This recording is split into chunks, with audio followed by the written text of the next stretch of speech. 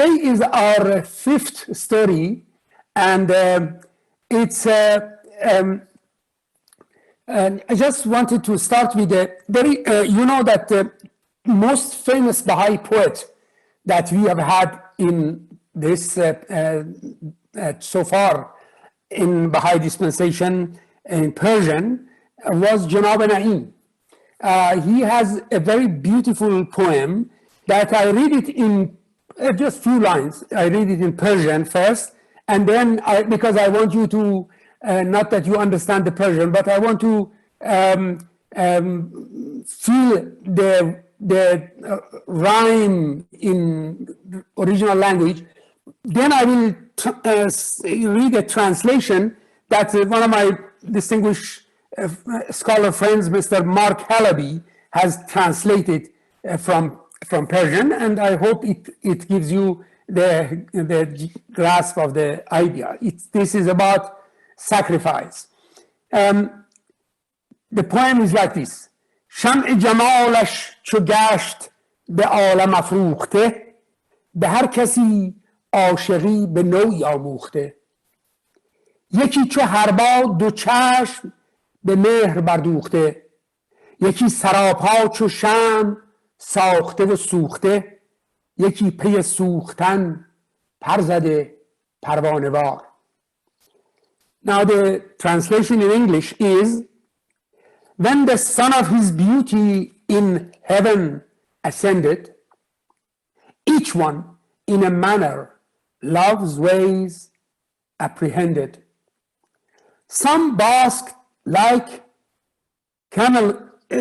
chameleon, their eyes on it bended, whilst other, like candles, their substance expended, and still others, like butterfly, burned in its flame. The brief and simple meaning of that is that when the glory of the beauty of God appeared, everybody learned this, his love in a different way. One, like chameleon, just was amazed with the light of it, to watch it. One like a candle, burned, and it gave up all of its being, sacrificed all of its being. And yet another one rushed into the fire to burn himself like butterfly. That means really everybody in the really realm of love has a different approach. Now, human being is inclined to imagine some heroes, to make some heroes, or to and put them on a pedestal of honor and look at them as high up there. And then and the heroes are not like me. They are different. They are abarmar. They are super being. They are not earthly. They are divine. But in reality, if you look, this is not true. Heroes are all over us, around us. They live with us. They are next door. Often they sit in our own class. They sit in our own meeting. They are on the same Zoom with us. They are there. But they are very humble. They sit and listen to my talk or your talk or anybody's talk. And we do not realize that they are heroes till the time that they are separate from us. Either they are dead or they are far distance, and then we can put them on a pedestal and worship them and say they are heroes. You know, look at this. Let me share my screen with you.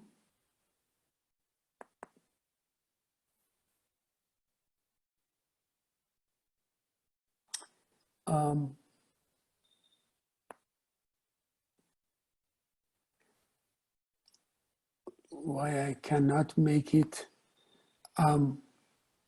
full page. Yes, this is the picture of the National Convention of Iran 50 years ago. Year 127 Baha'i calendar. Now is 177. In these photographs, I have identified myself at least 15 martyrs. 15 of these people have been martyred, at least. Dr. Dawoodi, our wonderful, magnificent scholar, my beloved teacher, right? You can see him, let me show you here. You can see him here.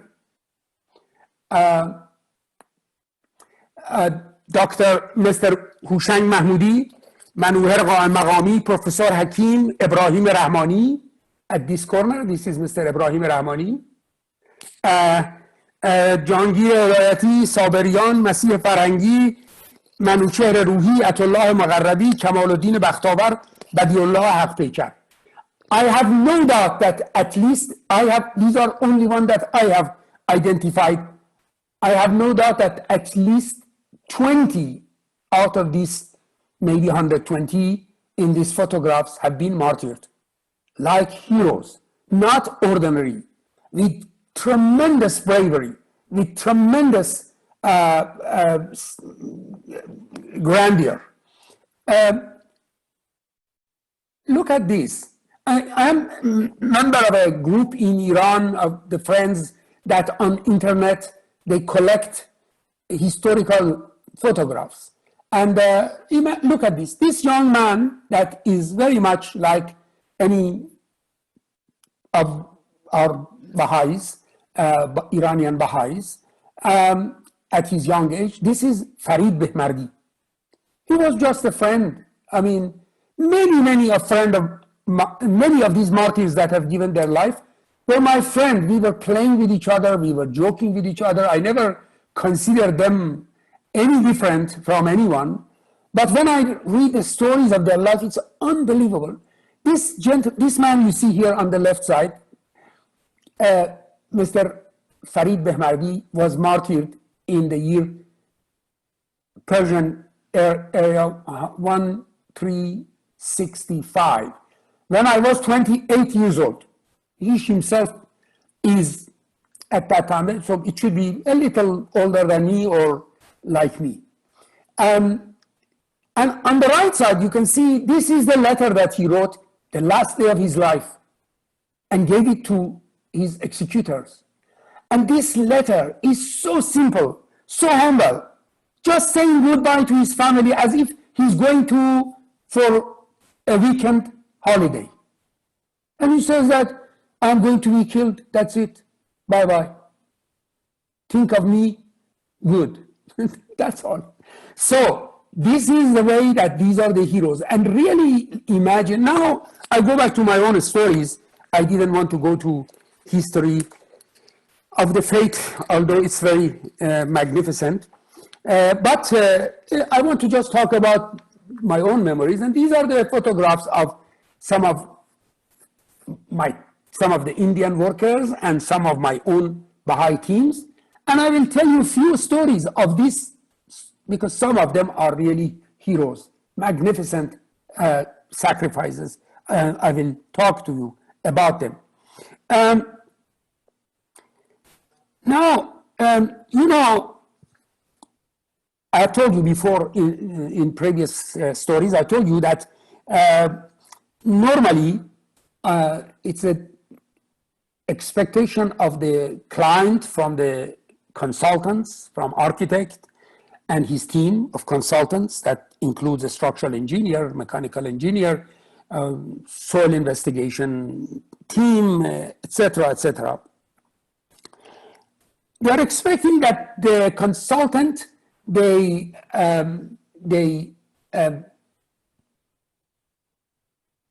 provide the general specification, drawings, and requirements of the design.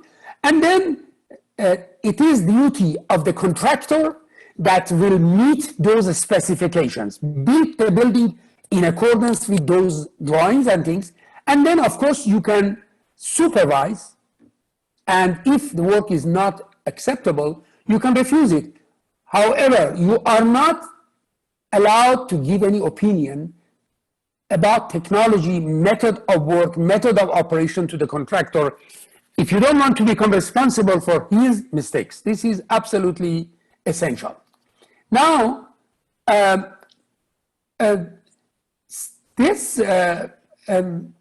excuse me, let me see. Yes, this way,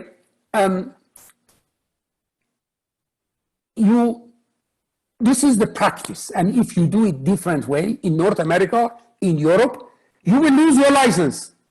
As simple as that. They sue you for millions of dollars damage. Your client will sue you. Your other consultants will sue you. This is the right way to do it. But unfortunately, in my work in India or in Haifa, none of them, this was possible.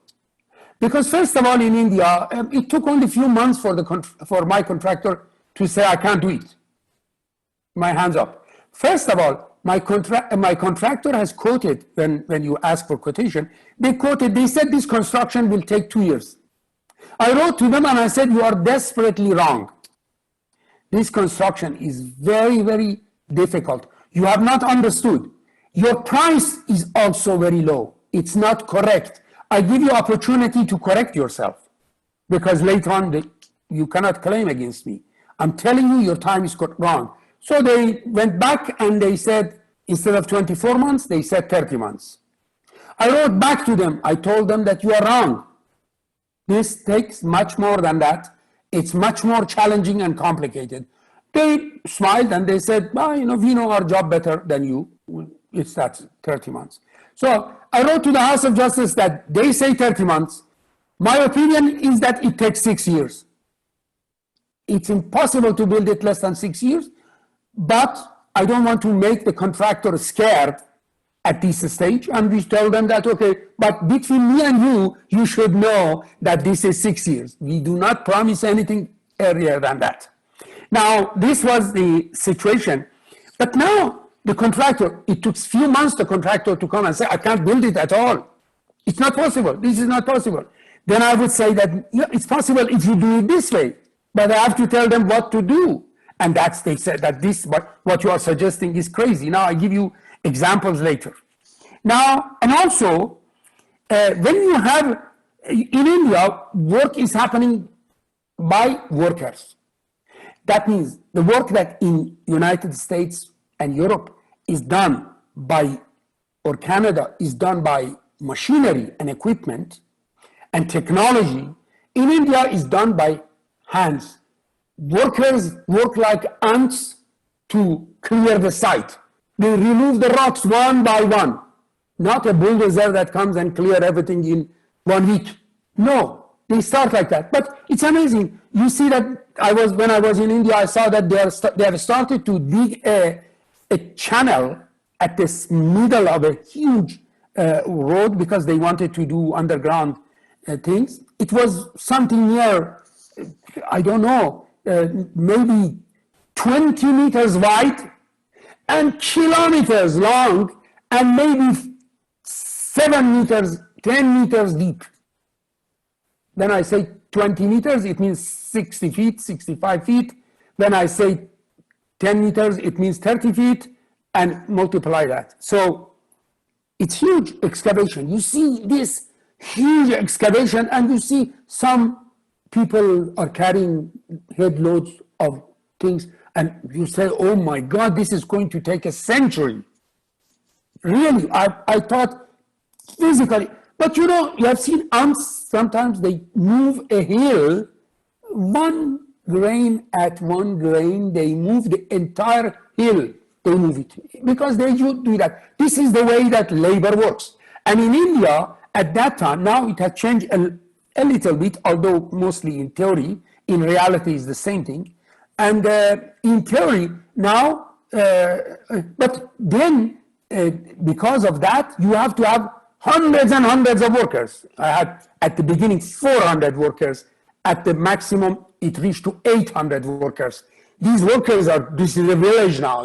They are there, all of that. You want to work and all. So it's so when you have 400 or 800 people, imagine quality control. It's a catastrophe because each one of these people move one way. They act, and you can see from the work of one person is different from the work of another person. They are making formworks. This formwork is different from that formwork. It's because human touch is like that. But of course, in a way, this is also beauty of human work. The work of human is miraculously better than machinery. Much, much better, because everything that human hand does has a bit of his spirit in it, which you do not have it in other.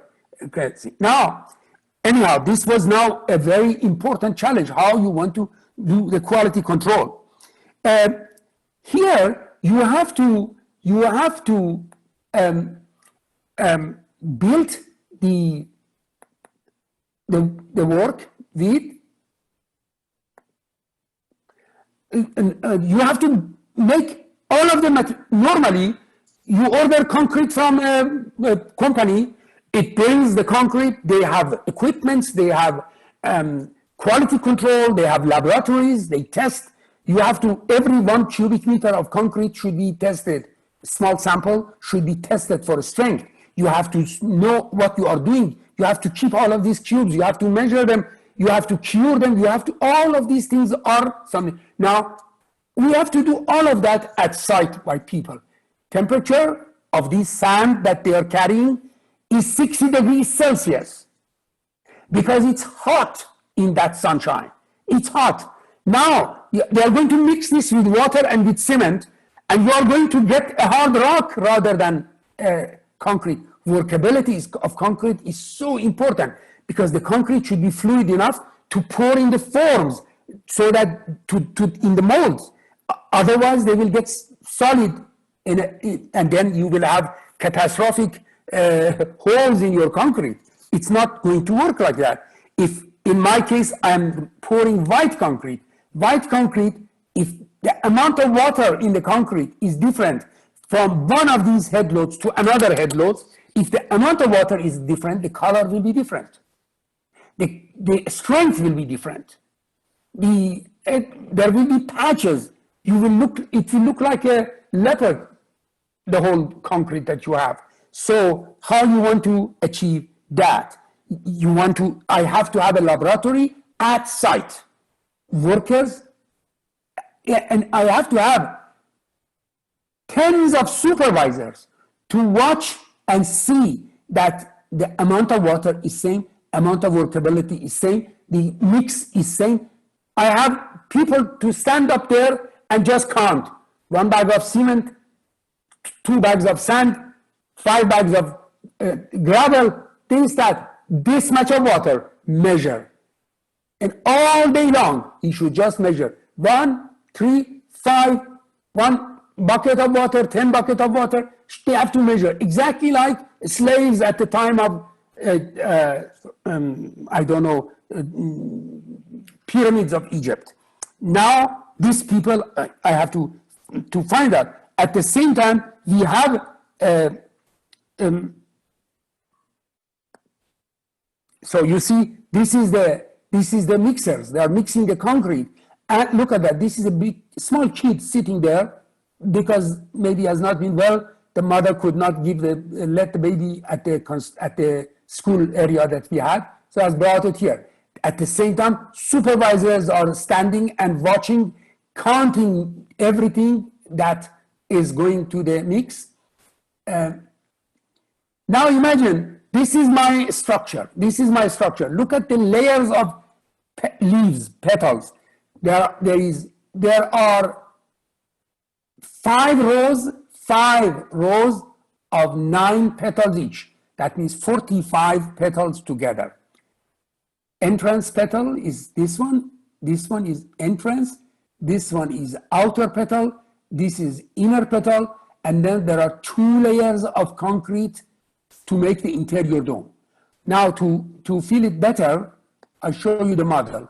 This is the model, these are the structure. The model was made only to show to the geometry in 3 dimensions to the contractor to understand what should be, and all of these are white concrete. Then this is the white concrete that you are going to have. Imagine if what supervision has achieved this concrete.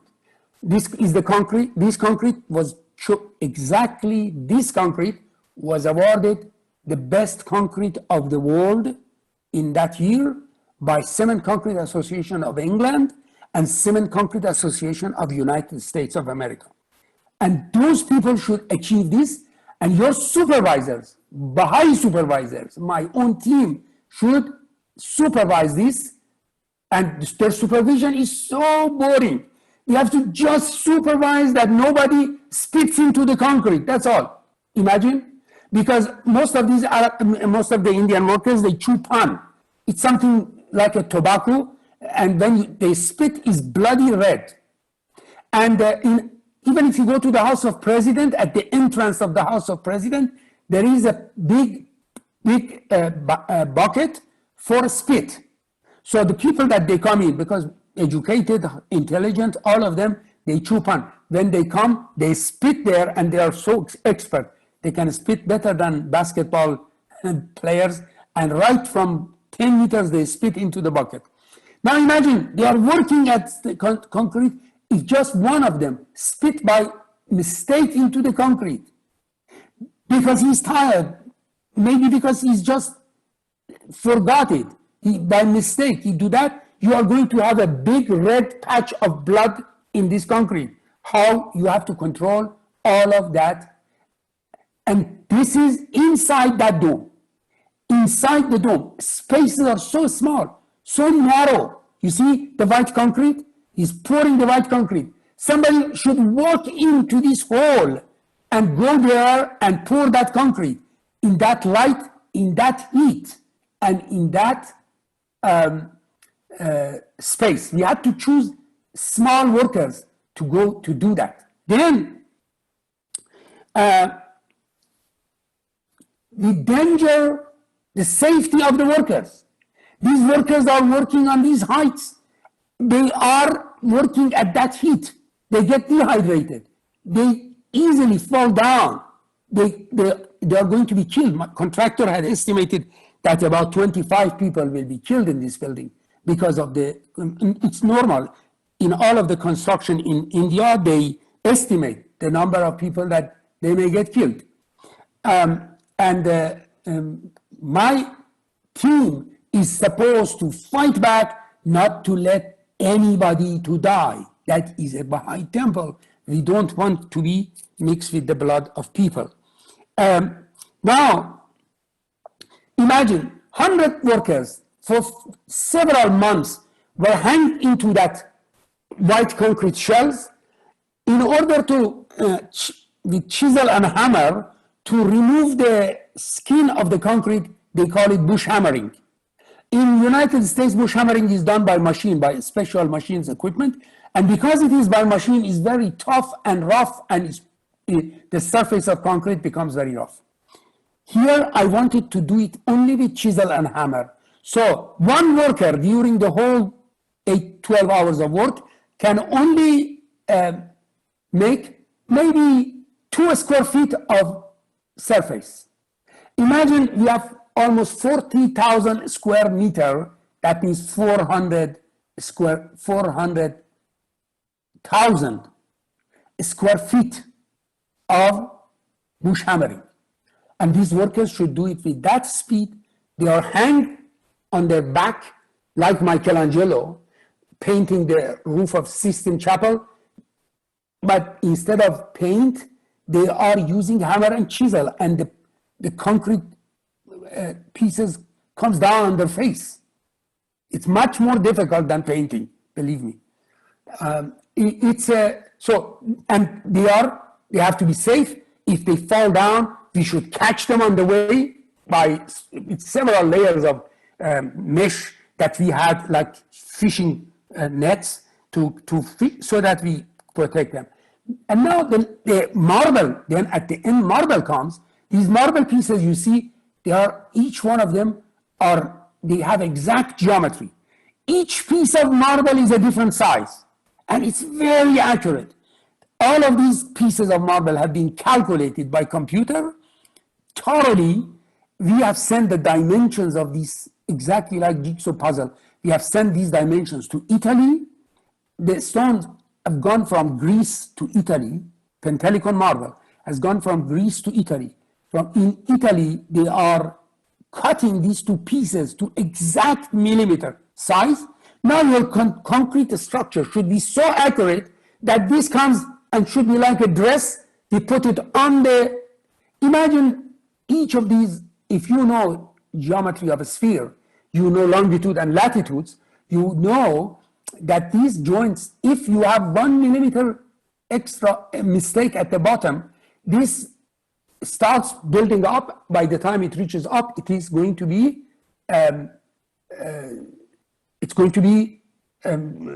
few centimeter, 10 centimeter. It doesn't work, but it should be so accurate.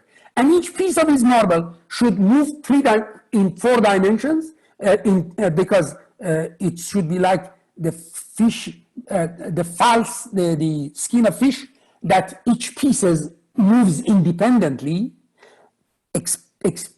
because these shells are expanding and contracting. None of these pieces should put load on the other piece. So every piece is connected to the surface below by 4 stainless steel anchors that are holding it like a frame separate.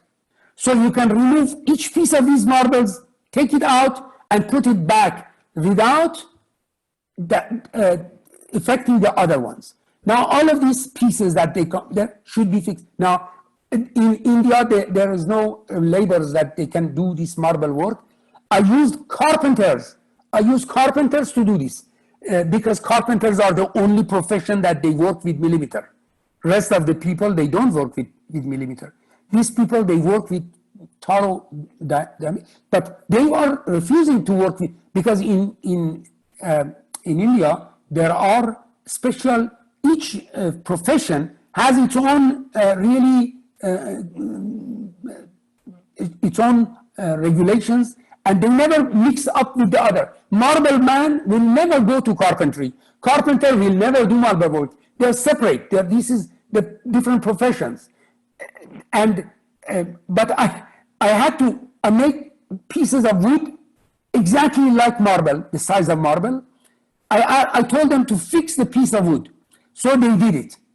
Then we said, now you remove these anchors. You can remove them, take the wood out, and put this piece of stone that is exactly the same size here. And this took a long time, but eventually they accepted to do this, and the result was perfect. That you can see here, each piece of marble is one size, and should go exact place, and it should go and it is double curved. That means it's like when they're coming together, it's like a piece of a sphere. Now, all of this supervision, I have to be able to do with um, um, with the help of the Baha'is that I can find there, with the youth that they have come from different part of either they are pioneers from Iran mostly at that time, or they have come from villages and other areas, or just they have come to India for to study, and then now because of revolution they were many of them jobless, or even they were student of high schools. And I would say that anybody with two eyes, welcome to come and help us with supervision. And we had some team of the engineers that I will talk to you about them later. Now, imagine that this, because we want to do, because we have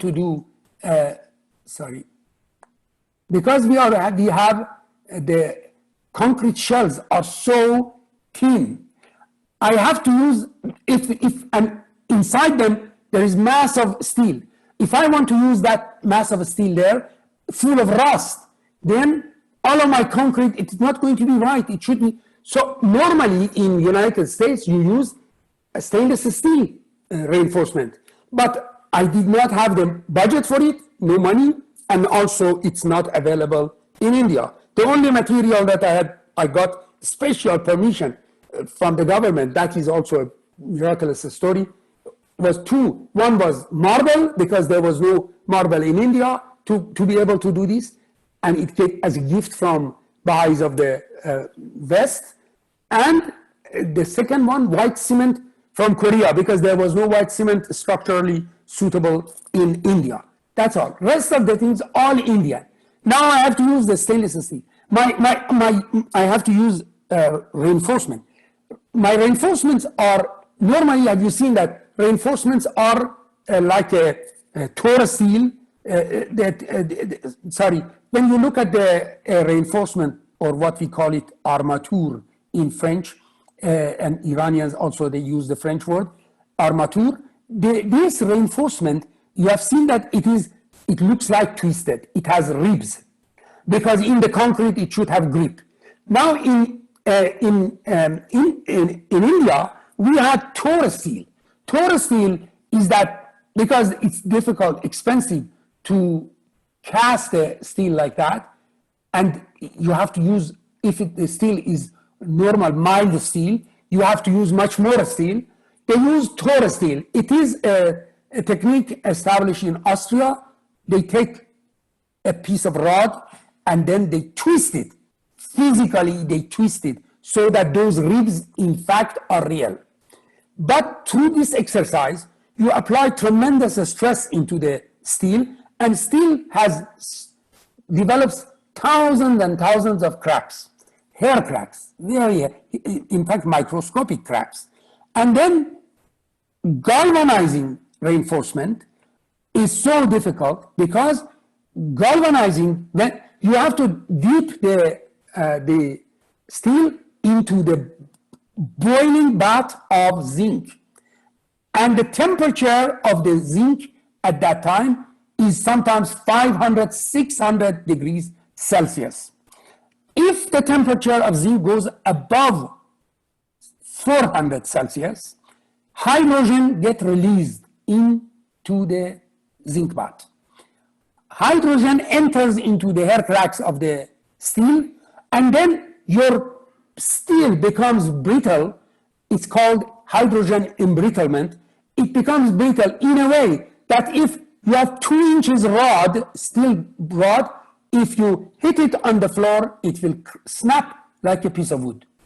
So we have to maintain 400 degrees Celsius temperature and do it in this zinc bath. And who can guarantee that the zinc bath does not go above 400 degrees Celsius? We should have these factories of galvanizing in India are just like a really medieval period when you go there, it's first of all because they are boiling zinc. It's so hot. Temperature itself is 40 degrees, 50 degrees Celsius, and the zinc bath is 400 degrees Celsius. So the heat that it generates, you can imagine. And then when you put the steel will go to an acid tank, and so that it rust is removed, and then it goes. The two laborers, they carry a piece of this rod, and they dip it into the zinc bath. If the steel has any dampness, when it enters to the zinc bath, the steam that is released acts like a bomb, and it blasts zinc, and it pours it on you. So when you go to this factory, you see so many of laborers, they don't have eyes, they have lost one eye, or they have burned one leg, or it's something unbelievable. Now I go there and I ask them that I had one young, very high school boy, Baha'i. His name was Mehrdad. He was working there at the temple. And then he volunteered to go there and supervise the zinc bath. I remember that whenever I went there, he rushed to the door. When I went for inspection, he rushed to the door with wonderful smile, telling me that everything is in order. And his job during all of those months was to stand there and watch the temperature of the zinc bath. That's all, nothing more. I have to see the zinc bath does not go more than 400. If it's becoming near that, he should whistle, and then people should come and control it. That was it. And he was one of my, well, I will show you later on, I will show you here his photograph. This is the boy, this one, Mehrdad. A young boy, he's now in Canada, very successful, he's doing his job. He was at that time a student, and he volunteered to do this work. For months he was doing it. And it's unbelievable to see what kind of devotion it goes to that, a teenage boy that at this age should have fun everywhere. And now, this was not our situation was not only limited to this youth. First of all, let me finish with the youth. This boy that is sitting here, his name is Shahram. This boy came as a teenager to India with his sister from Ardestan, and then he was expecting his permission to go to Australia or Canada for immigration after revolution. And he was working there at the temple, doing everything, supervision, the same thing that I told you. They are drilling 40,000 holes into the concrete. He should make sure every one of them is properly cleaned. Dust has been completely out. Epoxy has been injected into the hole. And because imagine, you have those stainless steel anchors that I told you. Each one of those anchors is worth at least $10. The salary of one day of the workers is only $1 or $2. So it's much easier for the people to put that anchor in their pocket rather than fixing it. So my people should check that everything is fixed on the place. His job was to do that, go up there and work on that, on these platforms, on that heat, on that height. And I want to tell you, one day I was walking at the site, I saw Shahram, very upset. I told him, Shahram, why you are upset? He said, Mr. Sahba, my visa for Australia has come. I have to go. I was not worthy to be able to stay here till end of the temple. I told him, Shahram, forget about this. You are a young boy. Your future is expecting you. You have to go and study in university. You have to become a professional. You have to be happy. Go and do that. We will find someone else to do this. Don't worry. Everything will be all right. And Baha'u'llah wants you to have wonderful, bright future. Go to your service. Anyhow, he left in few days. After a few days, he left the site. Few months later, I was driving to the temple in the morning. I saw Shahram is standing on the entrance. I said, what? what are you doing here? He said, Mr. Sahba, I found a way. I went and negotiated with the embassy and with in Australia, with immigration, and they agreed that I delay my visit. I go back in few months. So I will stay here till end of the temple. So he stayed there till end of that. Imagine, this is a young boy. You should love to go to Australia, have fun, have girlfriends, have universities, education. He is coming from Arabistan, desert of Iran. Now a brilliant future is ahead of you, wonderful civilized community. You are coming from brutal persecution of the Baha'is in that area, all of that. So go there. But he had that feeling that he stayed at the temple, he served at the temple, he was till end of the day, he participated with us in dedication and everything, and then he went to Australia. He became an engineer.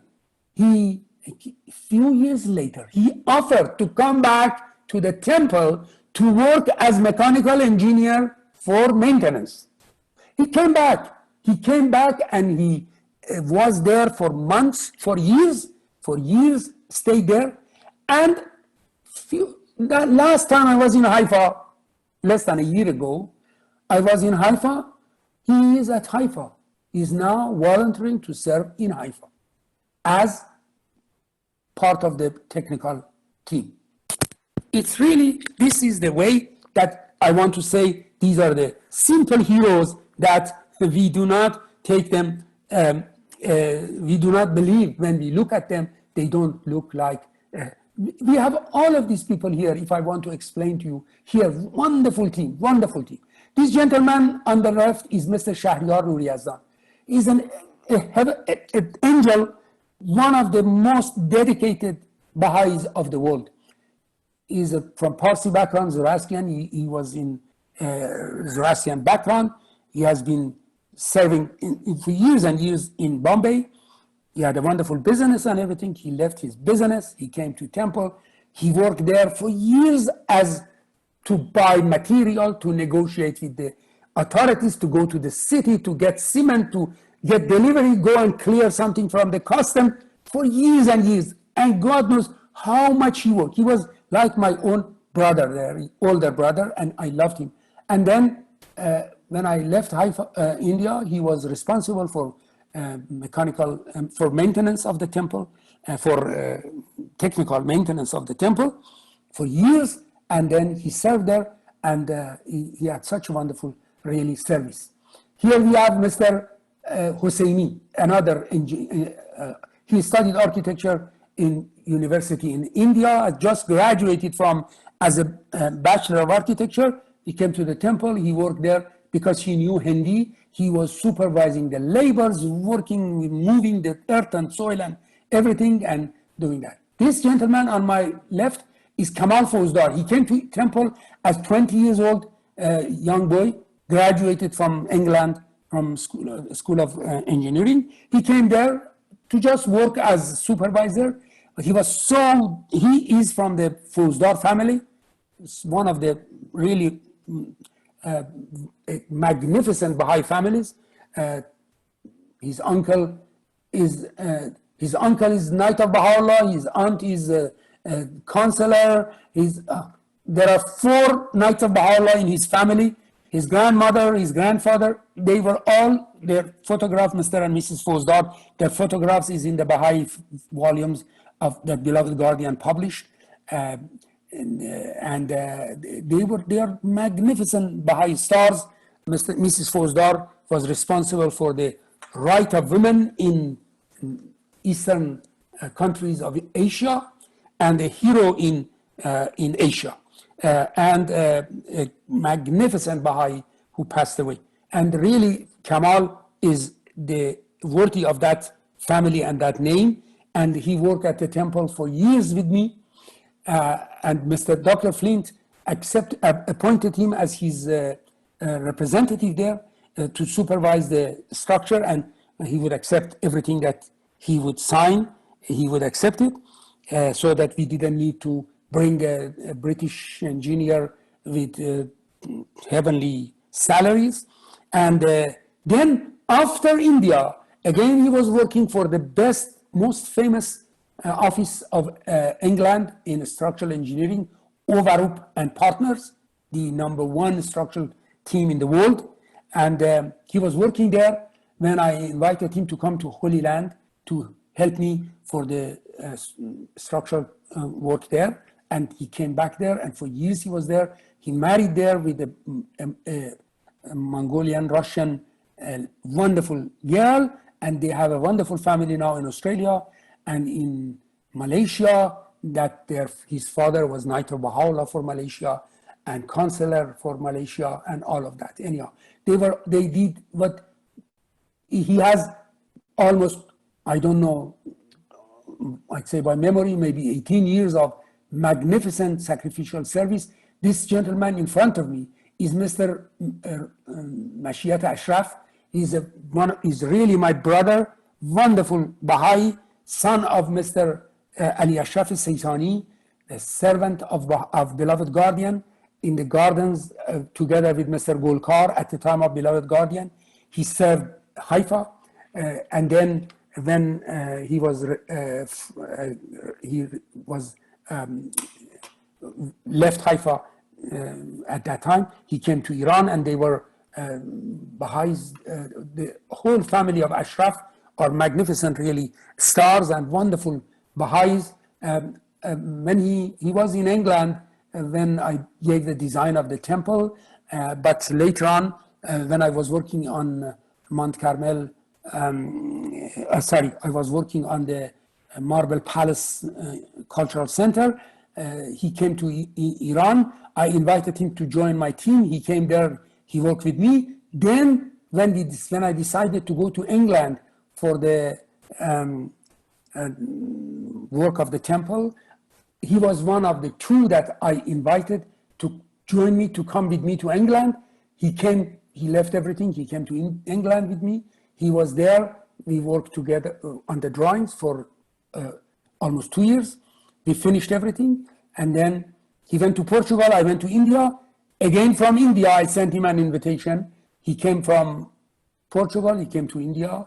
And he worked there for years with me till end of the construction. He worked on the working drawings with me. And then he went back.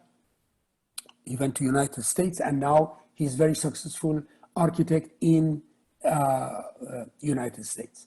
You don't have time, unfortunately, to go further about this.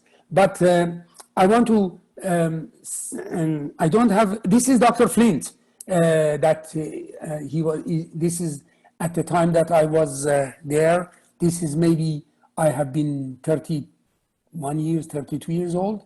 And Dr. Flint should be maybe in his 60s, a very, very magnificent structural engineer, worked there. In another meeting, when we have time, maybe I will tell you the technology that we built the building, and he will be, I will tell you all of that stories. Unfortunately, we don't have sufficient time today. No, these are related to the method of concreting that here you see again that all of the steel structure reinforcement, all of them galvanized, you see like silver, and every piece of this steel have been tested, every piece, to see that they do not have that breakage. Look at the way that we have to work in that rain and that things on the formwork. I don't go to these details because look at the work that we are doing around the clock. This is the work at night.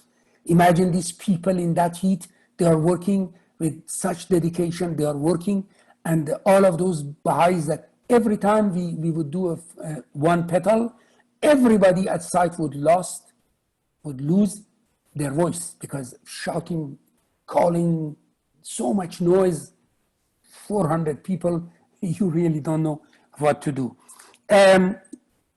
Then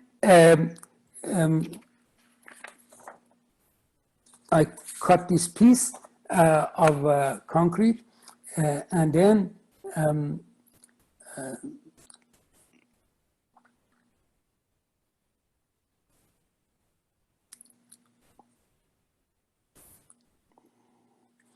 Another member of my team that I want, this is when we finished the marble, and you see many of those friends here, Mr. Fozdar, Mr. Hosseini, Mr. Ashraf should be here. I don't see him, but he should be here. And others, they are. This is the last day. We have fixed all of the marbles up to the top of the dome, and we are supervising it. Imagine I cannot go in height. I have vertigo, but this is the only building I could go to the top because it grew like a child with me, and I went step by step up, and this happened. Now the last I want to mention about my late wife Gulnar. That was really has been my main partner and my right hand on all of these years of my work, and she was another angel, that really another hero that could tolerate all of those years on that tough life that we had. And this is when we worked together with her on the museum. She did all of these graphic design of all of these exhibition that was there, that we have put there, the museum that we have there. And we went together, and at that event, we in that period of 3 months, we installed everything and commissioned this. After my work in Haifa was finished, we went. This is really almost very close to 2 years before she passed away, and we did this work, and she really her contribution to all of these works that I have done. She was really one of those heroes that was always around, and never ever would accept that she's any special person. She didn't like her name even to be mentioned anywhere. And when she passed away, House of Justice sent a letter to us, and in that, and referred to her also a letter to the National Assembly of Canada to give condolences, and said, referring to her, they said her saintly character. This word I have never seen anywhere used by House of Justice, other than in the case of Mr. Faizi, hand of the cause, that in that letter also they refer to her saintly character. So this is another hero of us, and I had to cut 2 beautiful stories. Hopefully, if we have time in future, I will share with you in the next meetings. Thank you very much, and I finish right on time.